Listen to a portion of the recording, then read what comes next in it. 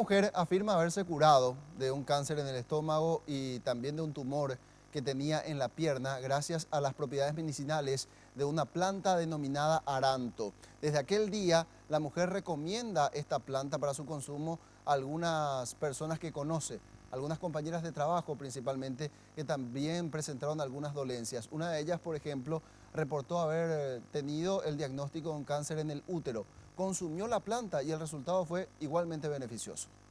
Hace 8 años que me detectaron un cáncer, ¿verdad? El linfoma no Hodgkin en el estómago.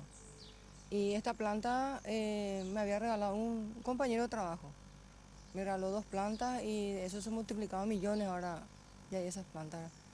Y él me habló de la planta y me dijo para que consumiera y yo le doy fe, ¿verdad? Que la planta fue lo que me ayudó, por eso estoy todavía viva. Que me hicieron la quimioterapia, todo eso y con la ayuda de la planta yo no llegué a faltar ni un solo día en mi trabajo. Tenía una vida normal. Y yo me daba cuenta que la planta fue lo que me ayudaba porque a mi alrededor, la gente que las demás personas que eran mis compañeras, mis compañeros que se hacían conmigo la quimioterapia y los enfermos de cáncer, mucha gente ya lastimosamente fallecieron.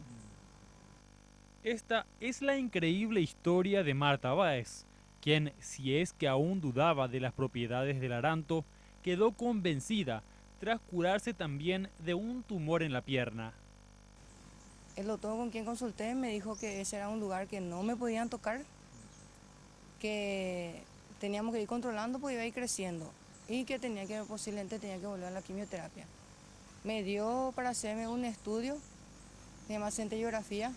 En 35 días me salió mi cita, pues estaba colapsado de gente con problema oncológico. Y 33 días yo consumí mi planta, la hoja de mi planta. Me fui a hacerme el estudio. El técnico, esa época que me hizo el estudio, se sorprendió porque no encontró nada de la lesión que aparecía en la tomografía.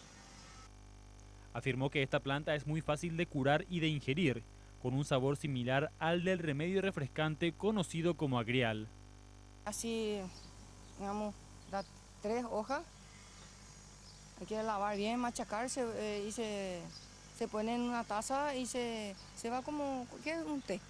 Y se deja reposar 5 minutos y se toma. Se puede comer como ensalada también. Sí, porque tiene un gusto acidulado.